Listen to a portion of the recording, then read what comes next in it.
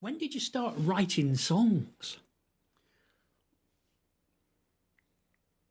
It was in those Essex days when I was living in the edge of Braintree. I mean, I'd always been a very scribbly kid. Yeah. And it kind of disappeared. I read English at university, and it was just sort of crammed in like. Took a long while for the excess to sink in. And I'd largely been doing traditional material, but I sort of felt I was running out. Firstly, because there's an awful lot of traditional material that I'm not sure I could really sing. I don't really want to sing about being a drowned sailor because that's not a lot to do with me, and so on. And there was also a sort of thing that I was beginning to feel, which was that there were a lot of songs that were terrifically well known, which I didn't fancy doing. And there's a fashion for sort of digging out a fractionally different version of The Seeds of Love or The Blacksmith Courted Me or those, and which I didn't find very appealing. Or there was a whole lot of stuff which, by and large, isn't very good, and it can be turned into something with a fair bit of work.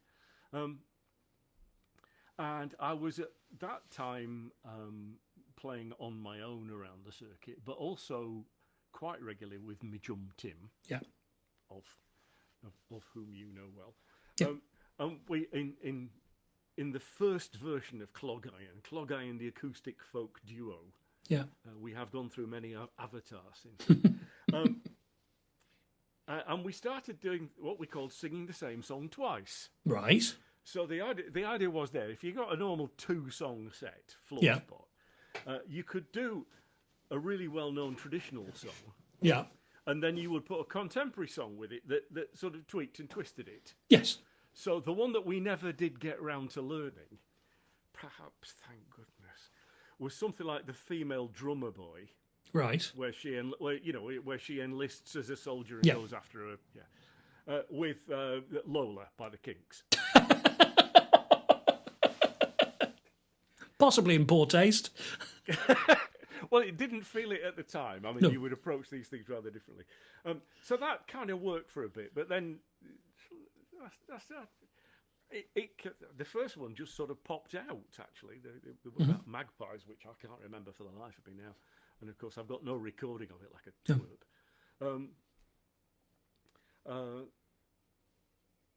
But, folk song was always, I loved the interest of the tunes. And the fact that they're just not sort of 3-chord heroes and that sort of thing.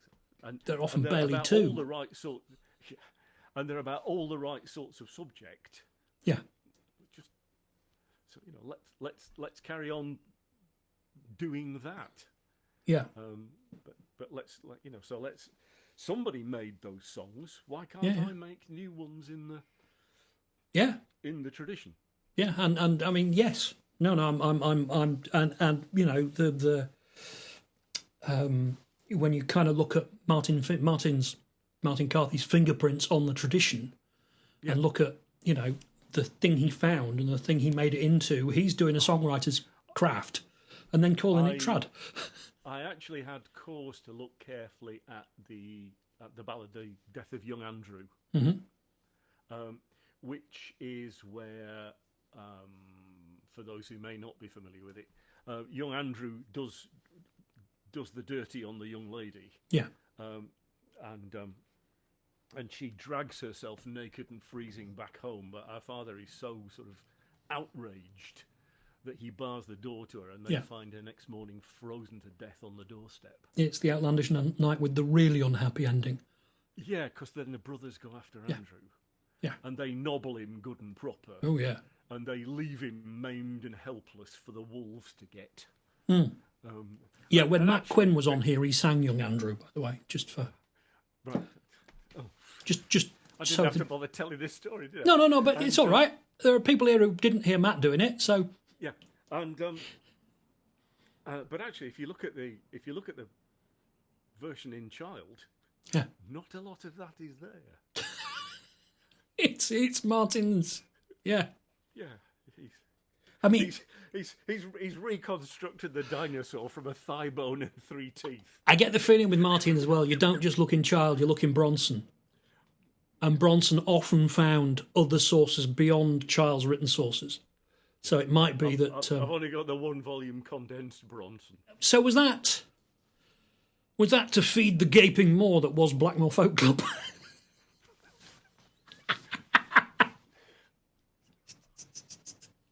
I bet it's never been described as a gaping maw before.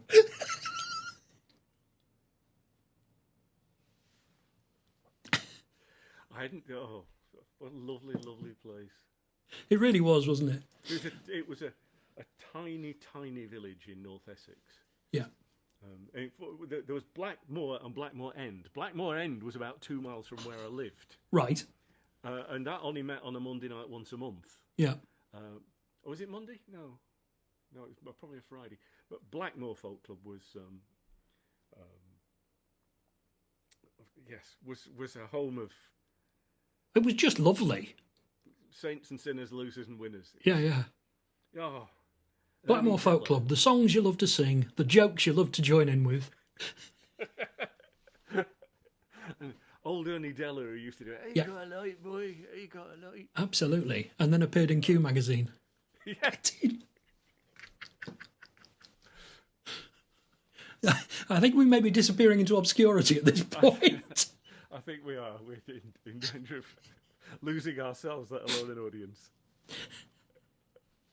So yeah. I mean, I'm guessing. Certainly, the impression I get from the songs of yours that I know, you're very much a words first songwriter.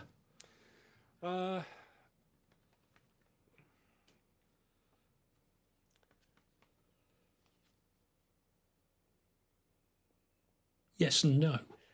I very rarely write a set of words and then put a tune to them. Right. When it works, yeah. When it works, there's a little thing which sometimes a songwriter calls the donne, the given thing, which is it's a scrap of words and tune that come together. Yeah. But somehow they carry the implication of the whole song with them. Yeah, and when I wrote Child of the Library, the first line of the chorus arrived complete, words, tune, everything. Yeah. And then it was like, okay, I've got to develop it. And yeah. Sorry. I might well have a few scribbled bits of words down, and then I can't generally finish them until I've got a tune to carry them. Yeah. Yeah. Because in a way, that also carries the implication of structure, how many verses you're going to have, and and just how the whole thing hangs together. Yeah, and drives your meter in interesting ways, and lets you know where you can get away with breaking the meter because the tune's got the flex that you need and all that sort of stuff.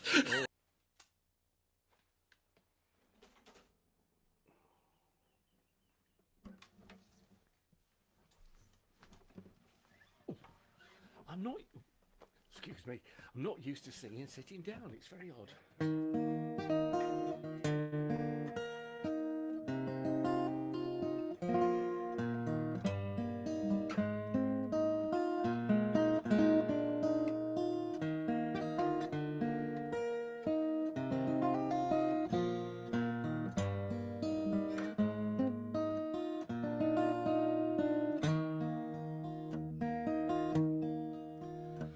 Long before the sun was stirring, I was sleeping like a bear. My mother roused me out and said to hurry. And she mixed me up a snap tin and a flask of last night's tea and said I'd be fine, so not to worry. It was like another country, that early Monday light. The boy I used to be, gone in the night.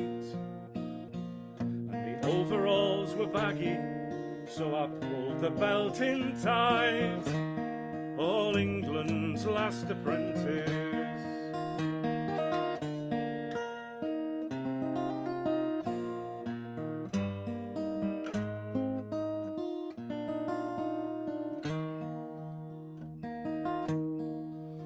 Well, they were kind enough to start us on that early working day, though in time there came the pranks and oaths and weeping, and they made me and carry, boil the kettle, mash the tea and sweep down every floor that needed sweeping.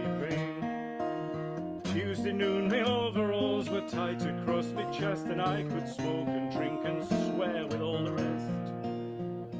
And I fell asleep on Wednesday night, dog-tired, feeling blessed and proud to be all England's last apprentice.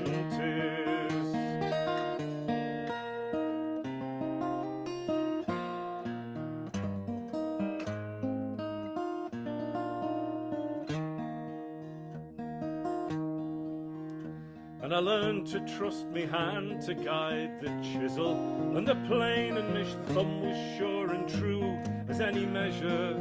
And by Thursday I could free the spirit from the living wood with a box of tools that made me work a pleasure. Then the foreman shook his head and laid me off on Friday night. Oh, I'm sorry, lad, but there's just no work inside.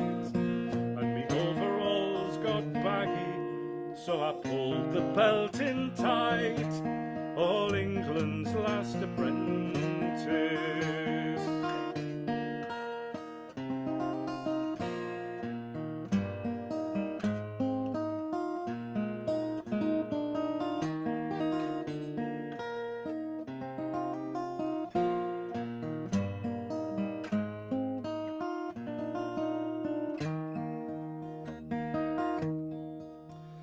So now the fittings from the workshop hang up on the taproom walls. Weekend drinkers ask what they were meant for, but they never seem to see me as I show them what to do. Tell them what those 7 years were spent for. Run your fingers gently over handle, over blade. Feel the dents and scratches my hands made. Now them tools are ornaments, but once they were me trade in the days when I was England's last apprentice. Yes, now them tools are ornaments, but once they were me trade in the days when I was England's last apprentice.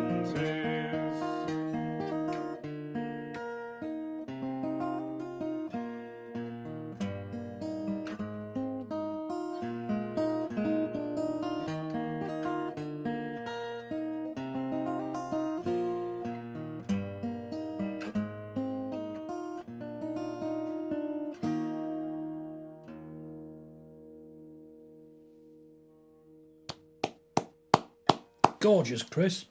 Thank you. Have you seen Bruce Springsteen on Broadway?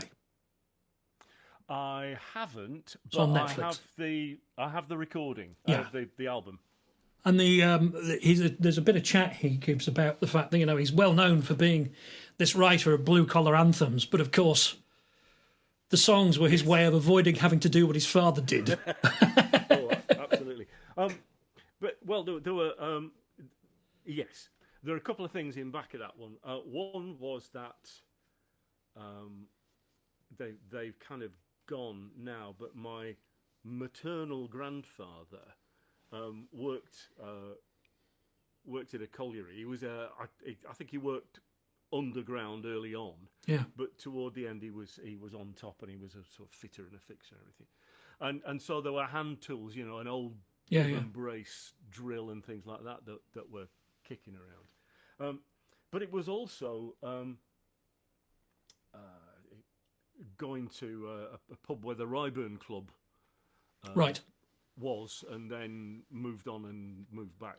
And at that stage, they had a lot of old hand tools actually sort of fastened up on the beams as ornaments. Yeah.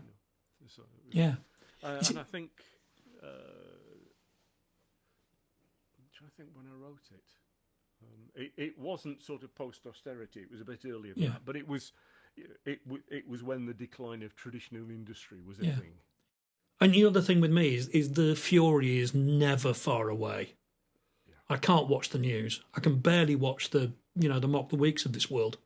So I'm going to sing a song, which is about. It's basically about 3 weeks away, and it's in the nature of the Fury that this started off as it's supposed to be a nice, happy song, and by the end of it, it's angry. So, this is What a Singing There Will Be. What a singing there will be in that day. Oh, what a singing there will be one sweet day. Oh, what a singing there will be when we can join in harmony. What a singing there will be in that day. Oh, we'll stay safe sat in our homes until that day, meeting on our mobile phones till that day. Oh, we'll stay safe sat in our homes till the day it's safe to roam. What a singing there will be in that day. Oh, what a singing there will be in that day. Oh, what a singing there will be in that day. Oh, what a singing there will be when we can join in company.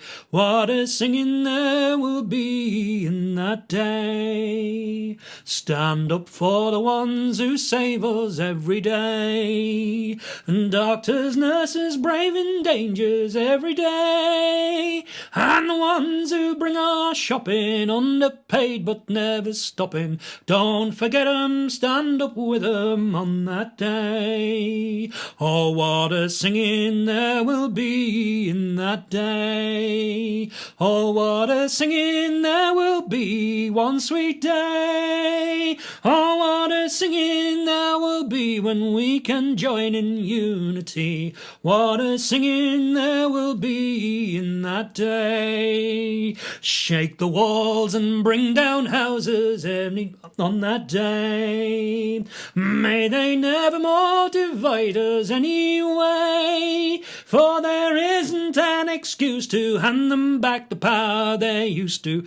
No, what a reckoning there will be one sweet day. Oh, what a singing there will be one sweet day. Oh, what a singing there will be one sweet day. Oh, what a singing there will be when we stand up in unity. What a singing there will be in that day. Oh, what a singing there will be in that day. Oh, what a singing there will be one sweet day. Oh, what a singing there will be when we unite in harmony.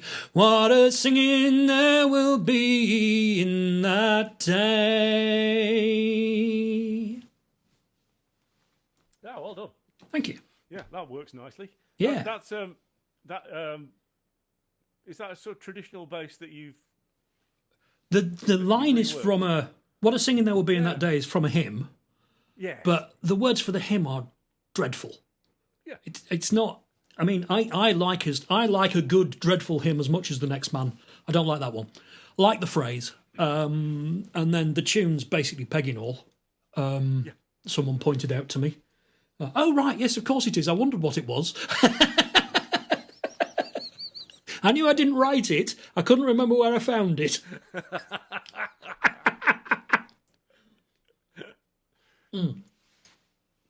Yeah, and that, as I say, that started. It was going to be jolly. It was going to be lovely about all the things we're going to be able to do. And then it was like, no, these fuckers.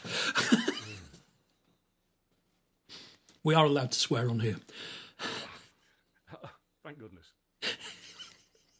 Yeah, I'm absolutely with you on that.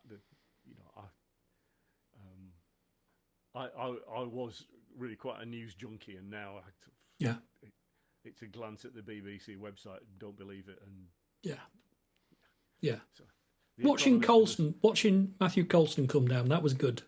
That was glorious. The slave trader statue in Bristol at the beginning of the year. Yes. That was good. Yeah. Yeah. Oh, sing us a song. Yeah, we'll try and get some more songs in now, because otherwise we're screwed.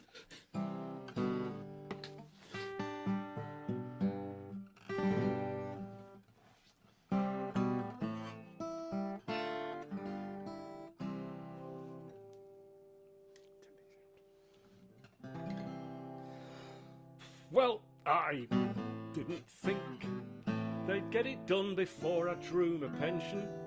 But yesterday the builders finished off our new extension. And so, turning to my wife with just a twinge of apprehension, I broached a subject that I'd been too cowardly to mention. Well, shall we paint it white? It's always clean and bright, and it fills the place with light. Shall we paint it white? She said, what sort of white? I said, what sort of white? She said, you heard me right. I asked, what sort of white?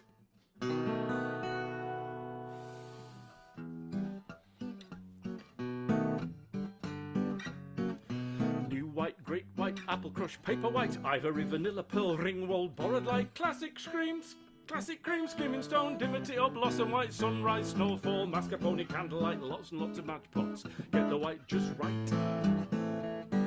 Lime white, strong white, slipper satin, rose white, jade white, apple white, milk white, sail white, lime wash, old white, clunch, tallow, sunlight, driftwood, magnolia, contemporary, off-white, another load of matchpots. Get the white just right.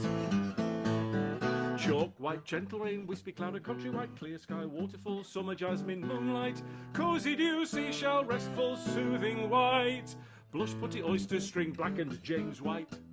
And there's two things about that. I should say it's black end white, which is kind of grey. It's not like black and white. Because I wouldn't tell you black's white. I'm not in the government. And then James White. I know him. He was for many years on the committee of the West Yorkshire and District Society of Chartered Accountants. And we are linked in. And I looked at the shade chart for ages. And I can't find his cousin, Barry. No, the load of matchpots gotta get a white just right. Pointing, Cornforth, Hardwick, House White, White Tie, Cotton White, Blueberry, or Cream White, Purity, Gallery, Violet or Almond White, Creamware, Wimborne, Elephant's Breath. Elephant's Breath is easy. Elephant's Breath is very close to Ivory.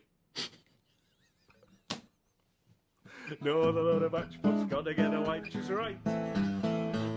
That's got to be the limit, love, they look the same to me. She said, here's 17, more subtle only women's eyes can see. Soothing dusk, feather soft, truffle white, shadow white, nutmeg, apricot, cornflower, barley white, orchid, daffodil, jasmine white, beige white, antique, cream, fine silk, old English white. And pure, brilliant white, white, white.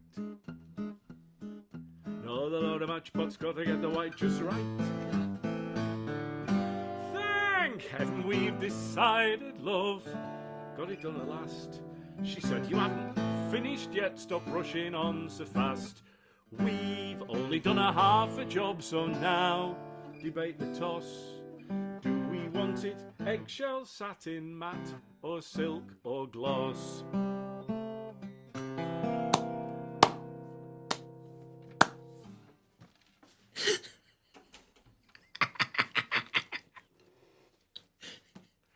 Based on a true story.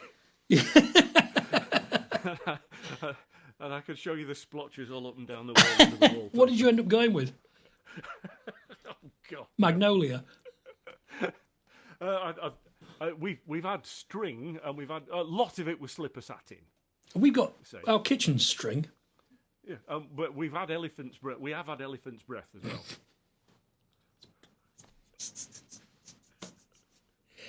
Oh, God above.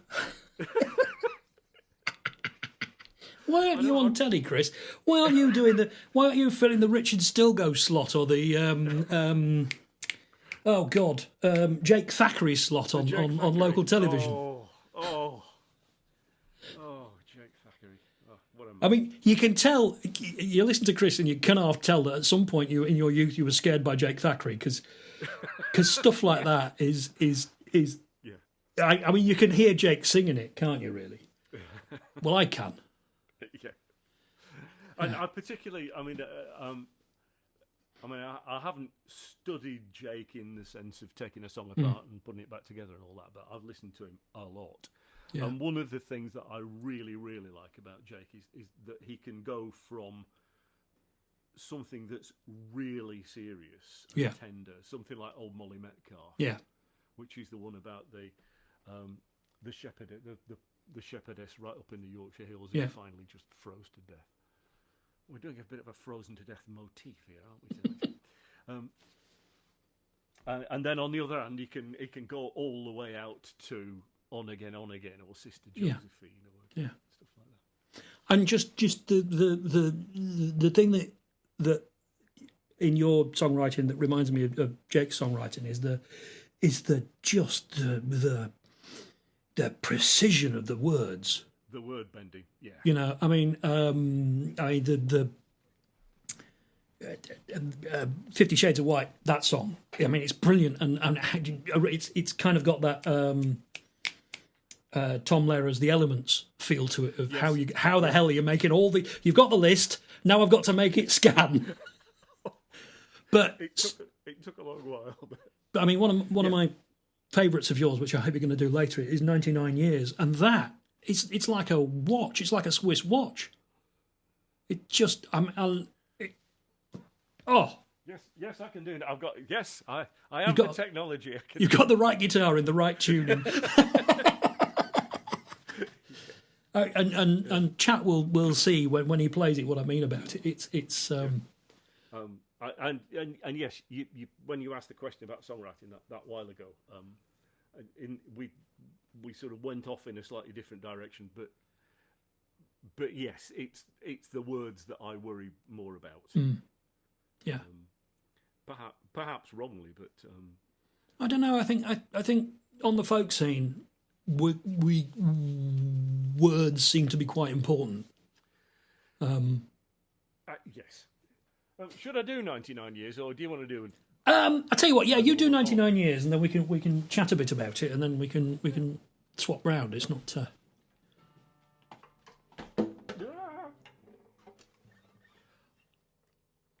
take the ear rolls out as well.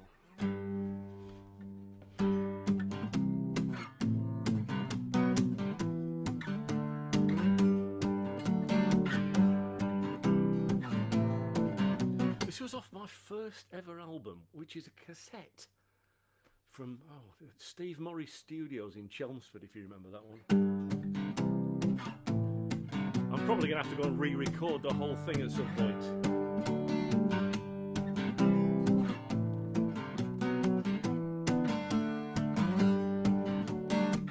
Well, did you ever open your eyes and think your lights had all turned green? And there were clouds of angels around your bed, if you understand what I mean. Oh, and that's the way it feels today, so please pinch me if I dream. After 99 years being sat on the bench, today I'm captain of the team. Oh, after 99 years being sat on the bench, today I'm captain of the team.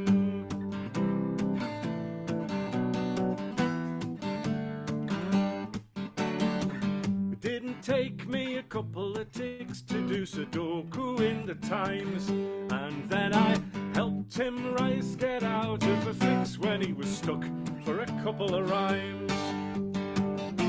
And I had a message from Billie Eilish, could she sing one of my songs? After 99 years of fluffing me catches, can't put a finger on. Oh, after 99 years of fluffing me catches, can't put a finger on. And then I sent me trucks into Sarajevo, and the convoy all got back. I had Stephen Hendry nailed to his seat by a clearance to the back, and I gave Jamie Oliver cookery lessons when his souffle wouldn't rise. After 99 years of rejection slips, tonight I'm the Booker Prize. Oh, after 99 years of rejection slips, tonight I'm the Booker Prize.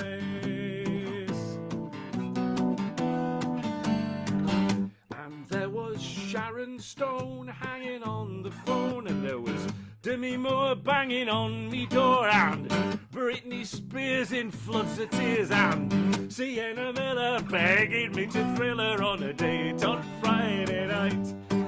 I had Geoffrey Boycott out first ball, boxed him in the flight. Linford Christie gasping in the dust, I give him 10-yard start. After 99 years of being a clown, tonight I'm Billy Smart. Oh, after 99 years of being a clown, tonight I'm Billy Smart.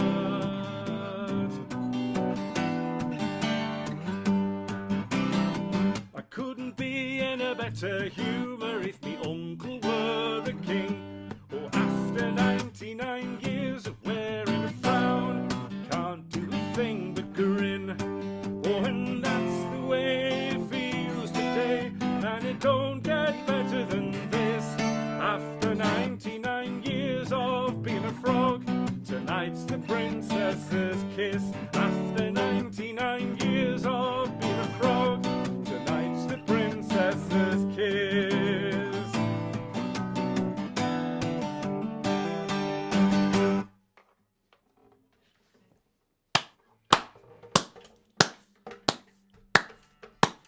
Can't hear me yet. It's not got earphones in. Oh, it got your earphones in. That's brilliant, Chris. Thank you so much. It never. I remember the first time I think I heard you doing that at Blackmore, and it blew me away then, and it continues to. It's a hell of a song. I presume after a while it kind of wrote itself, I guess, because I can't imagine. Did you sweat over it, or was it a? Not so much. Not so much. That one was one that popped out quite quickly. Although on the tape, on Old Jeans and Other Jumble, which if you can find it is well worth however much money you have to pay for it and the gear to listen to it, is the convoy to Sarajevo. The convoy all got through, and the clearance was to the blue, wasn't it? Yeah, that's right. And the was it Sharon Stone in the backing vocal goes, "She pleads and begs." And Geoffrey Boycott out first ball, bowled round his legs. I'd forgotten that. And it was Anton. I think Anton Mosiman scans slightly better than Jamie Oliver, but yes, but fewer people have heard of him these days. It's an absolute. It's a stunner of a song, Chris. Just yeah. You should definitely re-record it, John. Get him in. Because it's a really good, it's a really good debut record. Yeah, there's still a fair amount of stuff that I play, and of course, thinking about it now, it would be relatively easy to re-record everything and then just put it up on camp rather than actually go to the point of doing a physical album. So. Yeah. Right. What am I going to sing after that? I'm tempted to sing one of yours. But actually... You're very welcome. No, I don't think I am. Because I want you to sing them. Yeah. What am I going to sing? Songs. You sing old ones of mine, I can sing new ones. Chris, you've got to sing Vampire, because I don't get... Your guitar arrangement of it is really nice. It does a lot of work that I don't get to do. Yeah. So I'd quite like my audience to hear you do it. I'll do that. But I'm going to do another wordy song that sort of I think is in the same kind of I think 99 Years is out of the same kind of draw as this one. This is one of Keith Marsden's pieces, isn't it? I was 18 when me dad first took me to a pub, and I've never ever seen him quite so mad. A pint of the usual, sir, the barman said, but he was asking me, not Dad. Well, if surfeited the appetite will sicken and so die, I'll not long have a boozer for a son. They say there's 27 pubs from here to Odsal Top, and tonight you'll have a pint in every one. We kicked off in the Majestic. Little Alec kicked us out when Dad said he was scared what he might catch.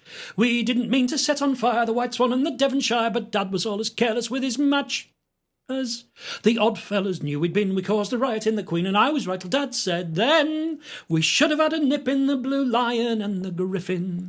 So we'll have to go back down and start again. We should have had a nip in the Blue Lion and the Griffin. So we'll go back down and do the manch again. Well, we thought we'd make a start with a quiet game of darts before we'd gone a bit too far, but we were slinging arrows in the Albany Snug, and the board was in the public bar. There were arrows in the ceiling, there were arrows in the wall, there were arrows in the barmaid's thigh, till a very ugly landlord with a very ugly club suggested we should both go forth and multiply broken glasses as they were counting, as we slipped out of the fountain, and the Tolbar crowd was still in hot pursuit. In the fighting, Father Albert killed the landlord of the Talbot, when the silly bugger criticised his suit, and we were walking on our knees by the time we reached the Fleece. And I was right till Dad said then, like it, lad, or lump it, we have missed the horse and trumpet. So we'll have to go back down and start again. We should have had a nip in the Blue Lion and the Griffin. Like it, lad, or lump it, we have missed the horse and trumpet.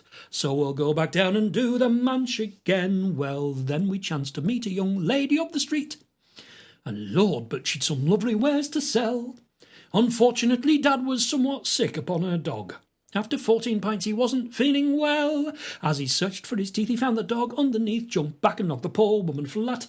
Have had pint, peas, pork pies and pickled eggs tonight, but I can't remember eating that. Well, the station and the junction then both showed us no compunction as they threw us in the street upon our ears. We had all sorts of hell on in the New Inn and the Nelson, and we had the Wickham landlord close to tears. As newts, we were pissed as we staggered into Lister's, and I was right till Dad said then, trouble now, of course, we forgot wagon and horses. So we'll have to go back down and start again. We should have had a nip in the Blue Lion and the Griffin. Like it, lad, or lump it, we have missed horse and trumpet. Trouble now, of course, we forgot wagon and horses. So we'll go back down and do the manch again. Well, then Dad pinched a bulldozer so we could ride in style. He flattened 3 police cars straight away. His driving wasn't polished, and in no time he demolished Hong Kong Harry's corner Chinese takeaway. As the Chinese chopper chased us up to Cello Street, his nearness to me necktie wasn't nice. As me breath began to steady, I said he were mad enough already. Did you have to order curried cat and rice? We had Webster's, we had Whitbreads, we had Hammonds, we had Hayes, we had John Smith and Sam Smith's too. We were right bloody gluttons on some OBJ by Duttons and Bass, both red and blue. We had Einkoop and Allsups and some Ramsdens that was all slops, and I was right till Dad said then, we've missed out all the Bentleys, we've not had a drop of Tetleys. So we'll have to go back down and start again. We should have had a nip in the Blue Lion and the Griffin. Like it, lad, or lumpet, we have missed horse and trumpet. Trouble now, of course, we forgot wagon and horses. We've missed out all the Bentleys. We've not had a drop of Tetleys. So we'll go back down and do the manch again. Well, the police with a van cleared the Yorkshire divan, the landlord and his wife and kids as well. The Foresters was quiet, there was not a sign of riot, for the customers was all inside the cell. There was specials running up the street and firemen running down. Troops and tanks were standing by at Otzel Top. Some nuns who came to pray for peace just stayed to sober up the priest who got so drunk he tried to kiss a cop. Well, there was still a hue and cry in both the Woodman and Red Lion, and the Craven Heifer tried to bar the door. We thought we might get drunk if we had another in the Truncliffe, so we thought we'd better have one to be sure. As we fell through the doors on all fours at Mary Shores, I was right till Dad said then, you can have a little rest, now you're halfway through the test. Then we'll have to go back down and start again. We should have had a nip in the Blue Lion and the Griffin. Like it, lad, or lumpet, we have missed horse and trumpet. Trouble now, of course, we forgot wagon and horses. We missed out all the Bentleys, we've not had a drop of Tetleys. You can have a little rest, now you're halfway through the test. Then we'll go back down and do the manch again.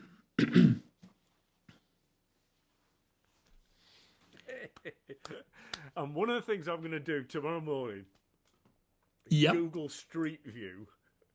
Yeah. Google Street View up the Manchester Road in Bradford to Otzel Top and see how many of those are still standing. Last time I drove down it, we were coming to visit you, and there were about 5. Yeah. I think the station is closed now. The station was closed when we drove down it, but still looking like an old pub. And there's plenty of carpet warehouses and stuff like that in buildings that look like they didn't start off as a carpet warehouse. Yeah, it's a real. I mean, there weren't 27 pubs on the Manchester Road when Keith wrote it. Oh, right. He did his research and found some old guy who remembered it. I did wonder as you were singing it whether there was a teensy bit of, exaggeration for dramatic effect there. There had been 27 pubs. Ah. By the time Keith wrote it, a couple of them had closed. Yeah. But there were people who remembered 27 pubs and remembered people attempting to do the manch. The man's skinful. Yeah. Oh. Yeah. I have the feeling no one ever successfully did the manch with a pint in every I pub. wouldn't have thought so. They'd have been very messy by the end of it, wouldn't they? My God. Oh. Even if we were allowed to do it in halves, it would have been still messy. Marion in chat, poetic licensees.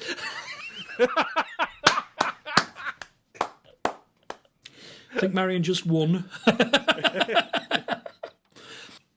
Oh, it looks like you're threatening to perform something, Chris. Well, if you're going to want vampires later, I think I better. I'm going to force the pace a bit here. If that's Crack on. So.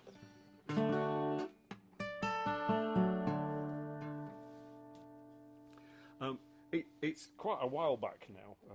You're familiar with the Arvin Foundation?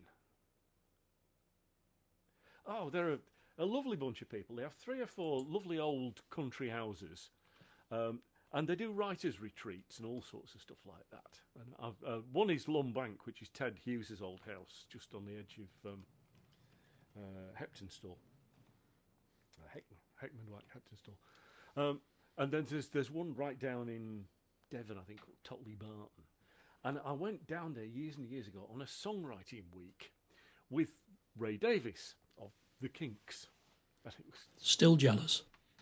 Oh, absolutely. And, we all roll up feeling a bit cocky and a lot scared.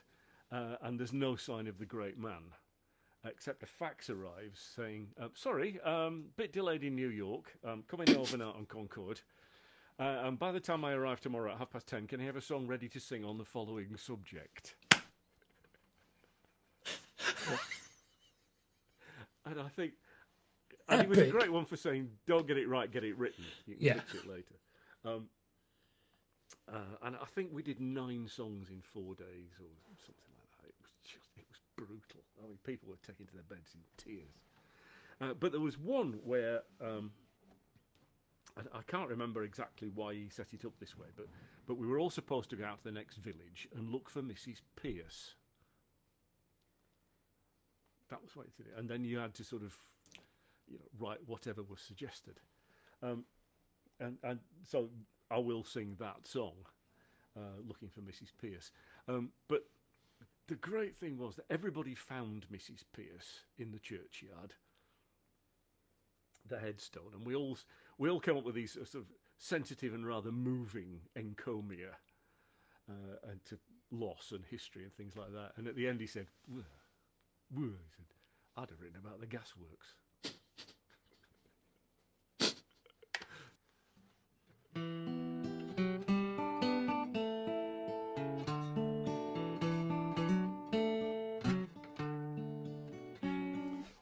I'm going to shuffle about a bit.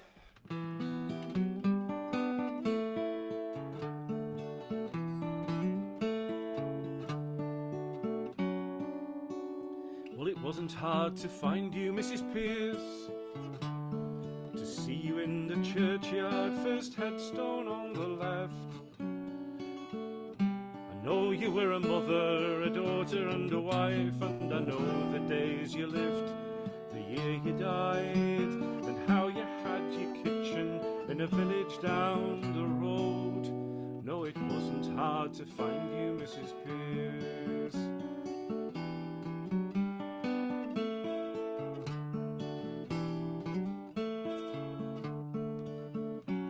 Is there any way to find you, Mrs. Pierce? To see you in the graveyard doesn't help me, no. If you were church and temperance, lived Bible hard, or were you fond of gin and bawdy and a dance? Were you meek as water, were you brimful rage and steel in Queen Victoria's England, Mrs. Pearce? Peg the fleece across the stream, catch the golden flecks, the river scours to the sea, leave it till it's golden full, and takes two men to lift fire bright in the sun.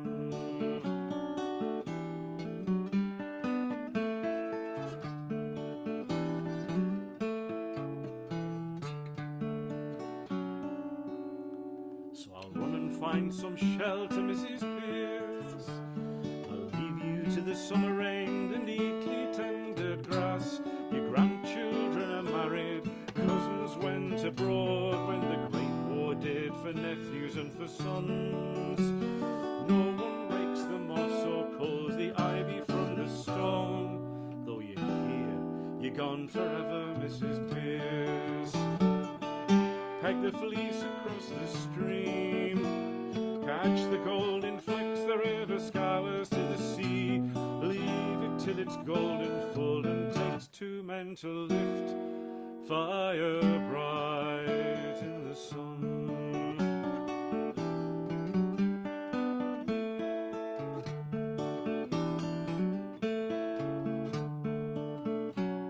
Yes, I'll run and find some shelter, Mrs. Pierce, and I'll leave you to the summer rain, the neatly tendered grass.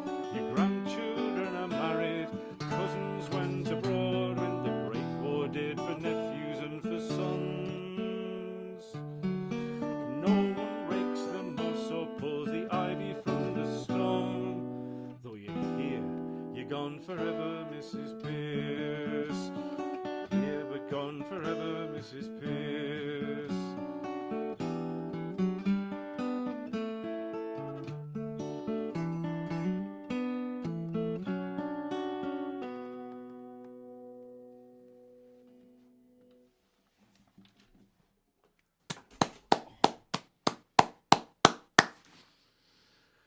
I should have written about the gasworks, really. I've just spotted I've been pulling the wrong fader down every time you've been singing. So Chat have been hearing me moving about. No, I've been fine. I've been hearing you, but Chat have been hearing me moving about in my chair and burping and stuff. So apologies for that. No, that's perfectly all right. I don't think I've burped, but I know I found the right fader. Everything's fine.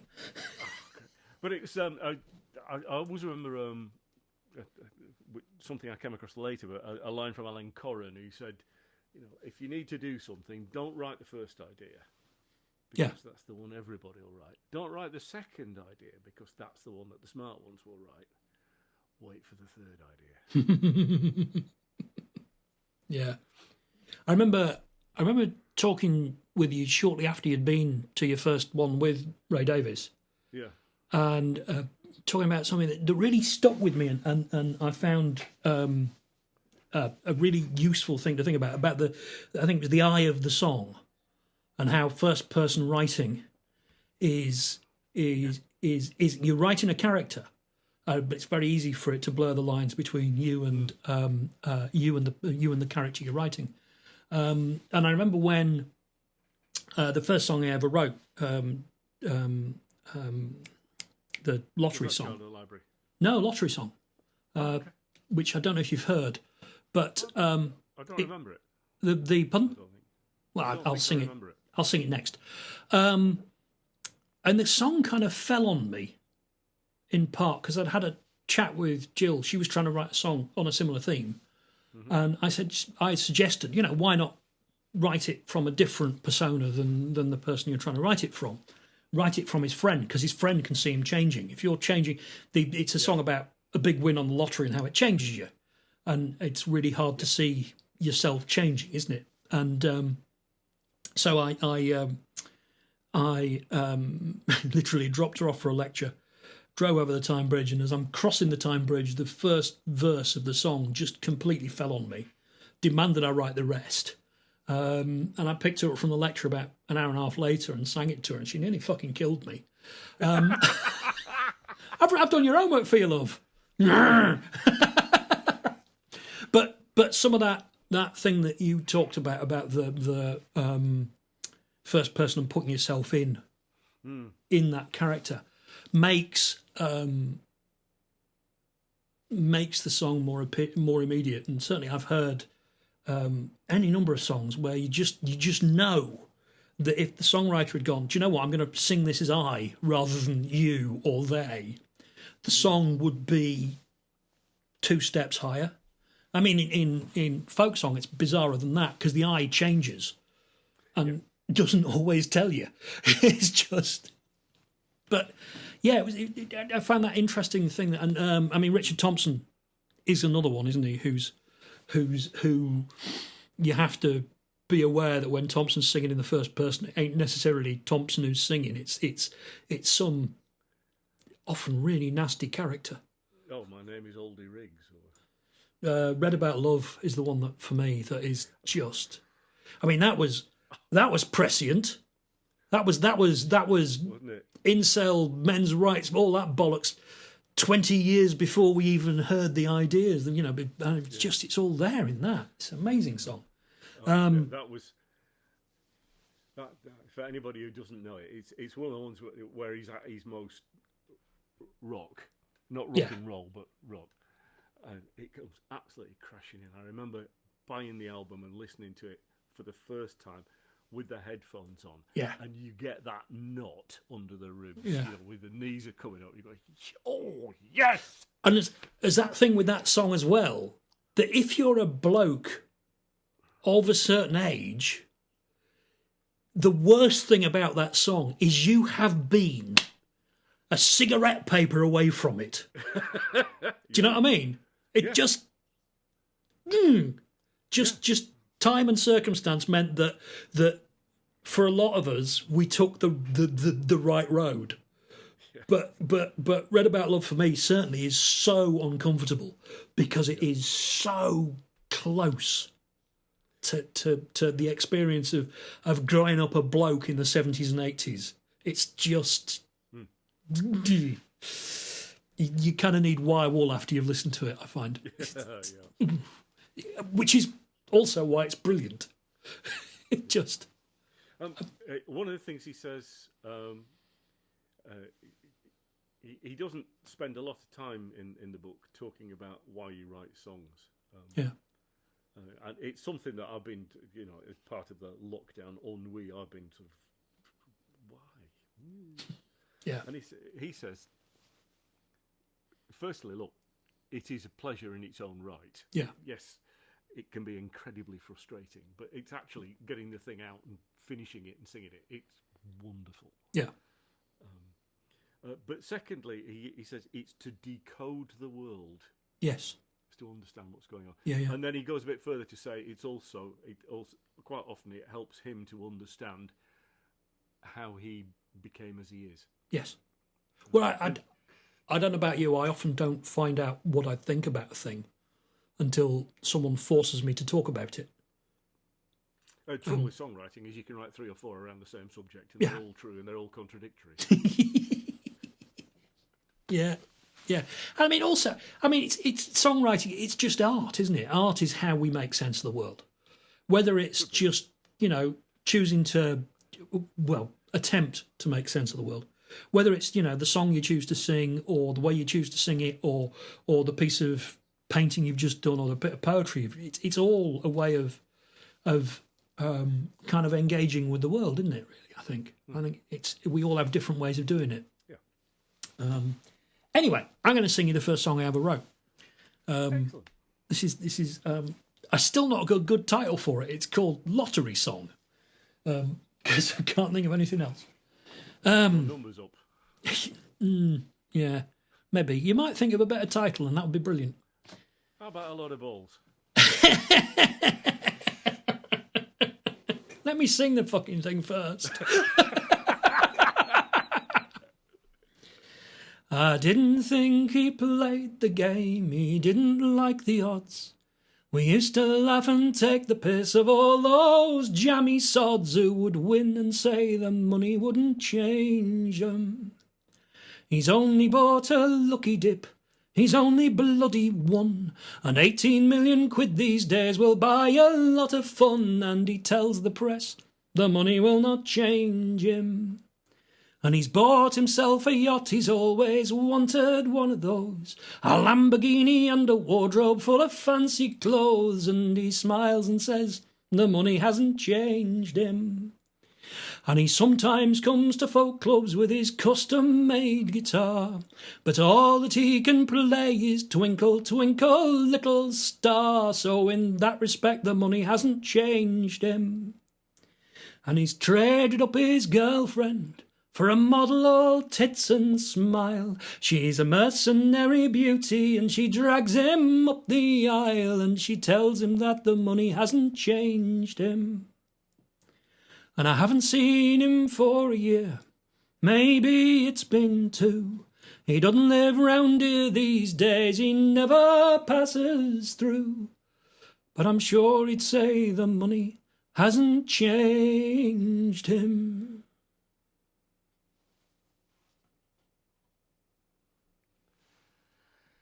Ooh, you could call it small change. Someone has, Nitronomic in chat has just suggested that. There we go. Yeah. Two votes for small change. I actually found Lockdown very difficult in terms of songwriting, because it was like, oh, when will I see you again, sort of stuff. And I couldn't find a way into it and round it. But one idea that had been circling forever was about Franklin, Lord Franklin. And of course, the really famous one about I dreamed a dream and I thought it true concerning Franklin and his gallant crew. But at that point, nobody knew what had happened. And in the last few years, of course, the remains of the ships have been found, and other graves, and we have a much better idea of what actually did happen to Franklin and his men. And that felt to me like a way of talking about lockdown that was nicely left-handed, that was a bit more imaginative than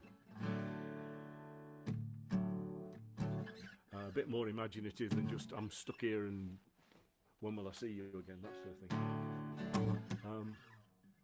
And then the other question of perspective was how to deal with it, and it was only when I finally came up with the pretty obvious idea of saying, let's actually write it from the perspective of somebody in the crew, that it started to come together.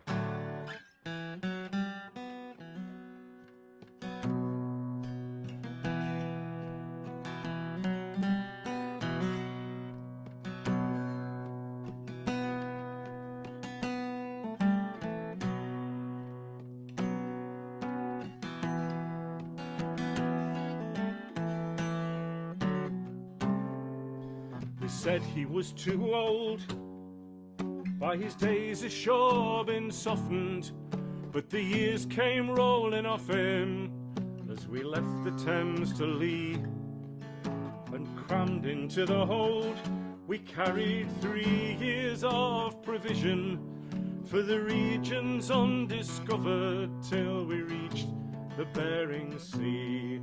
And I signed on board with Franklin after years of crewing whalers. He'd needed sailors who'd run those risks of old.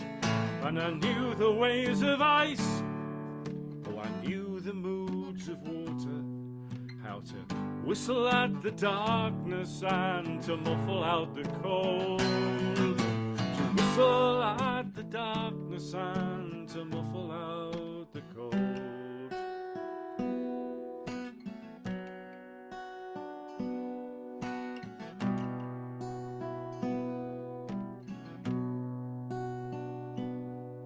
Now the first year of the journey wintered much as we'd foreseen it, and I will not demean it by pretending it was fun. So we filled the days with duty and with amateur dramatics and with quarter-deck gymnastics, a lantern for the sun, counting off the 100 days before tomorrow morning. Crouch beneath the awning as the spindrift fills your eyes, blanketed by darkness, far from open water, trying to keep the cold out while surrounded by the ice, trying to keep the cold out while surrounded by the ice. In the second autumn we came smack upon the ice wall, tall as mountains of the moon, stretching far as we could see, and we cast from east to west, but we found no way around it and were forced to overwinter, hoping summer'd set us free. We lost some to the fever, to the scurvy lost some others.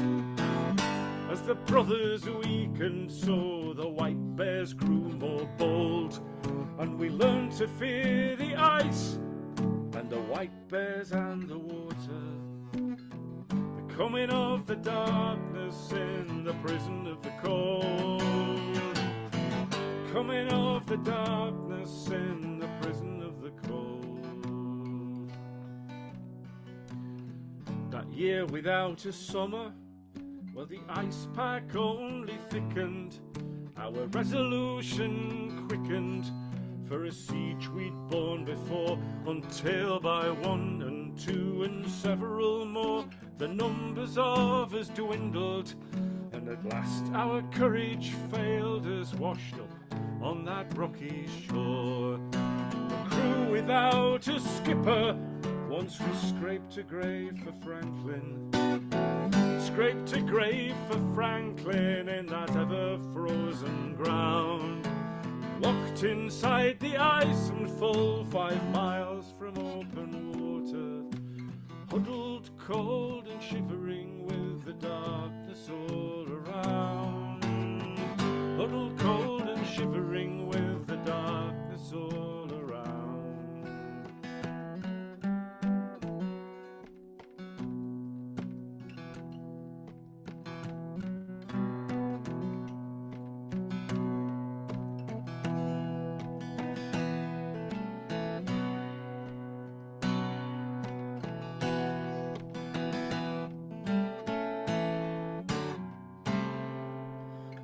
The sun today, oh, it went down for the 3rd time.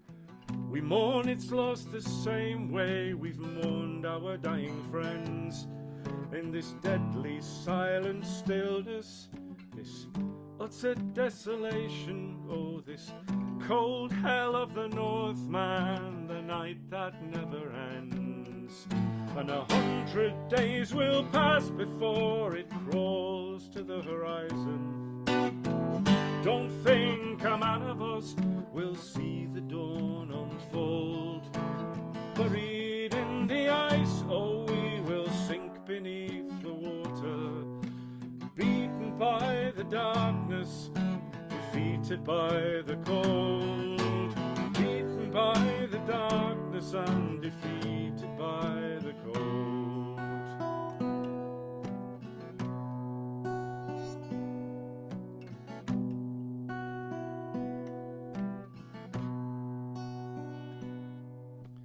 And looking sternly down on us, the moon is just a splinter,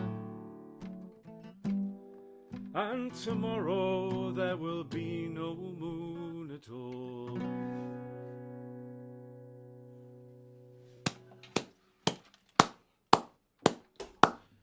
Gotta keep clapping till you can hear me. Yay! Have to keep clapping till your earphones go in. We just should have turned all the lights off and done that with just a single candle. just a single light, a long way away. Absolute hard light. That's brilliant. All of My Heart was asking if you know the Stan Rogers song Northwest Passage. That's an absolute standard, isn't it? It was the I didn't know it until I read Michael Palin's book about Erebus, which is where Oh, right. the germ of the song came from, and he actually mentions going. I think it's a Russian icebreaker or something. Yeah. After that particular thing, and they're all singing the Stan Rogers song, and I had to look it up.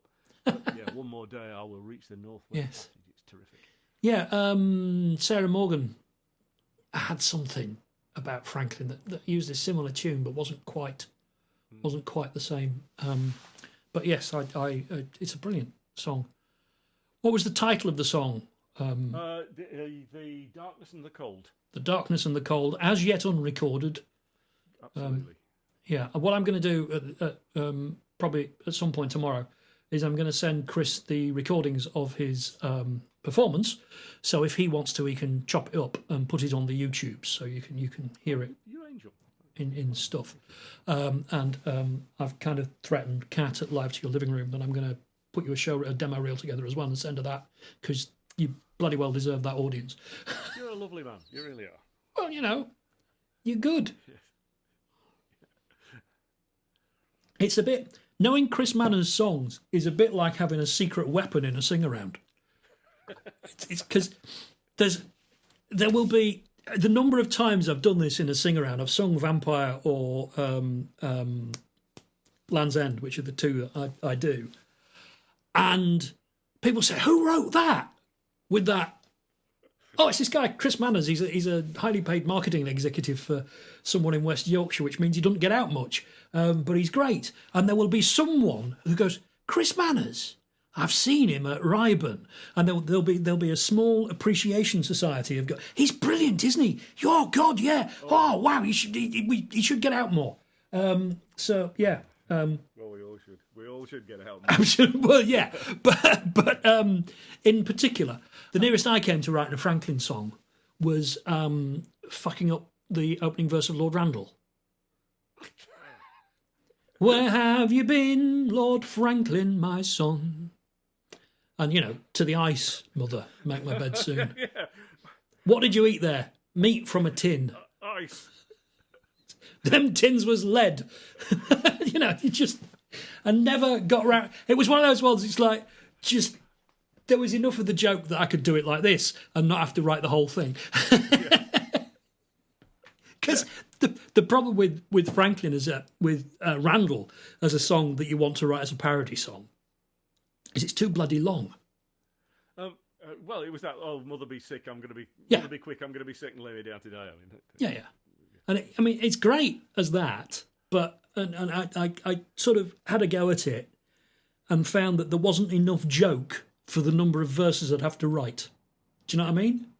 And not enough known to make more jokes. And any jokes that we did know were just going to get sicker. And I just wasn't comfortable. So I made an anecdote instead. I should sing something. What time is it? Oh Christ! 10:30. We are running on. This is probably my favourite of if we're songwriters you admire sort of thing. This is probably my favourite of Dave Webber's. As I rose up at break of day, from beside my true love, I heard a blackbird sing its song, as beautiful as new love.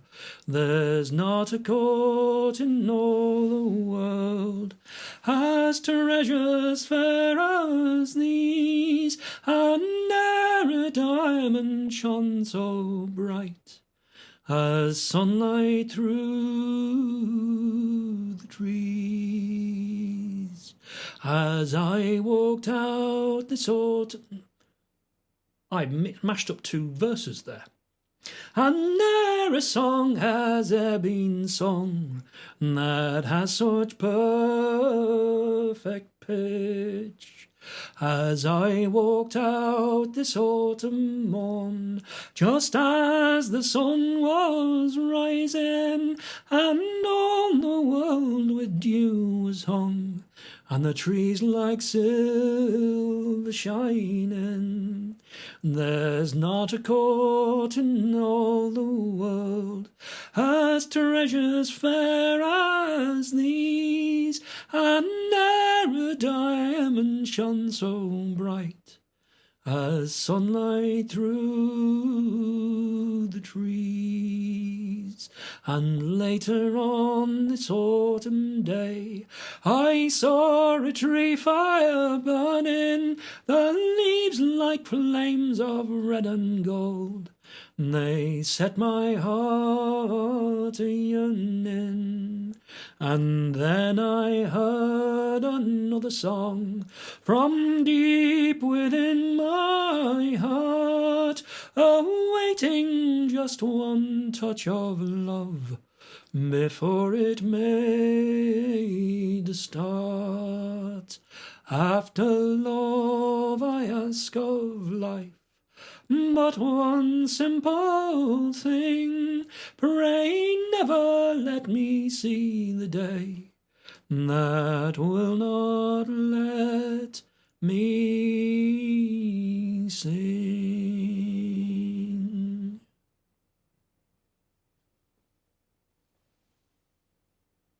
Let me never see the day that will not let me sing. I know, right? Just. It's so not a Dave Webber song. Yeah. It's like all his other stuff is these great choruses and lovely harmonies and all that sort of stuff, and there's that, and it's like still great. Yeah, and circling back to the whole sort of lockdown ennui, I found that it has been sometimes it's been an effort to get the guitar out and play, and actually make the effort, because you just feel that much better for doing it. God, yeah. I mean, this setting this in the diary means I've got to bloody do it. Yeah.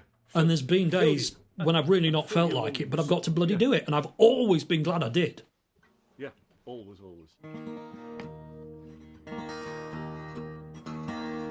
So have I got to do it then? Yeah. It's many years ago now, and I was middle of August, and I was driving to work with the radio on, and it was one of those on this day in history features, and it said 100 years ago today, failed Irish doctor Bram Stoker went on holiday to Whitby, and he saw the shipwreck, and he saw the black dog run away up the cliff steps to the top, and he had the idea for Dracula. I thought, oh yeah, great. And then I thought, well, if it was this time of year, middle of August, he must have been there when Folk Week was on, the big festival.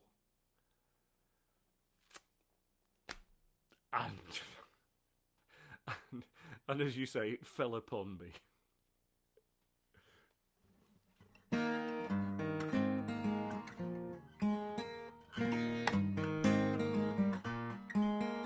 Oh, come on, fingers.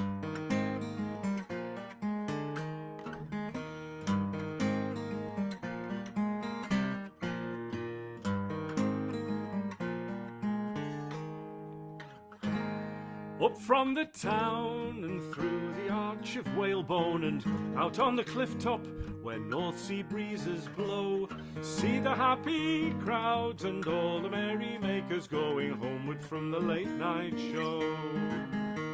Well, I stopped in for a while at a noisy music session. I bought a pint at Tetley's, found a place to stand, and then I saw a stranger sitting in a black depression with a lukewarm half a lager in his hand. I never liked to see me fellow creatures hurting, so I sat down by his side and I asked him how things stood, and imagine my surprise when I saw his formal shirting and his pallid face and eyes as red as blood. Well, he wants to see the dancing and to hear the music play, So the vampire come to Whitby on his summer holiday.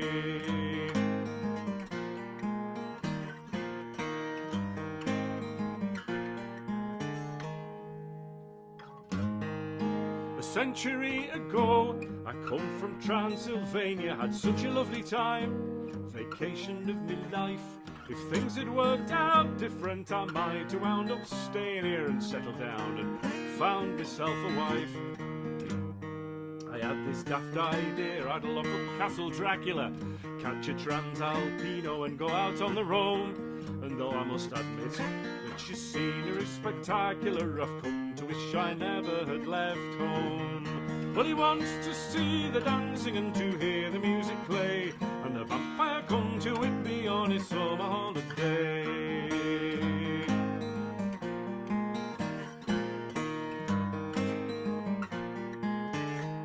You're safe from me because you're drinking Techies holy waters. The band's been eating garlic, puts them all to rights. I haven't found a virgin that I'd half a mind to slaughter, though I've been out on the pull the last 3 nights.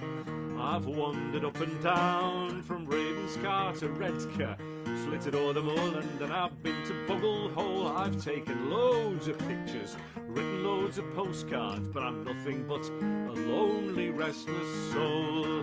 Well, he wants to see the dancing and to hear the music play, and the vampire come to Whitby on his summer holiday.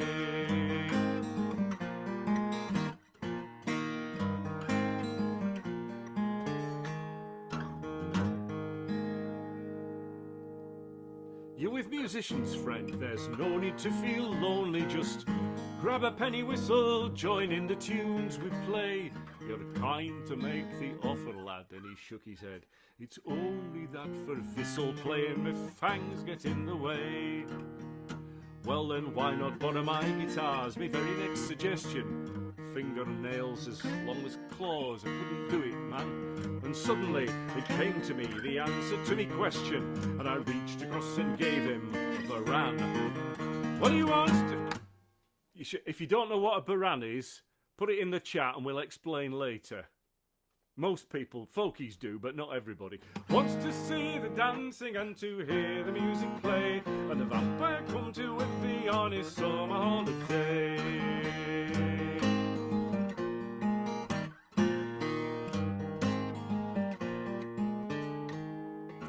He took to it at once, the way a vulture takes to liver. He latched on to the beater, banged with might and main, and the way he thumped and pummeled was enough to make you shiver. Shouted for the tunes to start again. Maroos and rakes and mallow, horses brawl and drops of brandy, the ace and deuce of pipering, monks march and silver spear, Carolyn's farewell, Blackstey, Owen, Mason's apron, and he never stopped till dawn was drawing near. Well, he wants to see the dancing and to hear the music play, and the vampire come to Whitby on his summer holiday.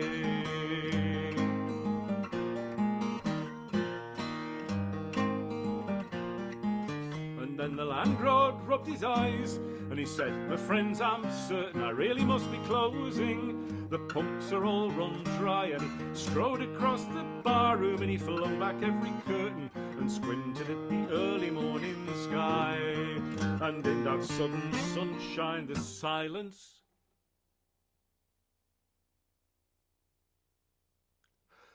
was like thunder. The beater stopped its rattle, and the goatskin drum fell still. We looked to see what happened, and we gazed in sudden wonder at the smoking ashes on the windowsill. Oh.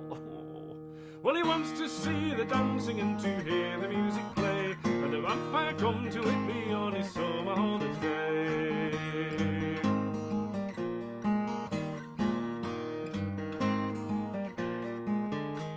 So when it's dark outside and you wish that you were safer, for comfort and security, obey this simple plan. Forget about your crucifix, abjure your holy wafer, and to ward off evil, carry a baran. Well, he wants to see the dancing and to hear the music play, and the vampire come to Whitby on his summer holiday. Wants to see the dancing and to hear the music play, and the vampire come to Whitby on his summer holiday.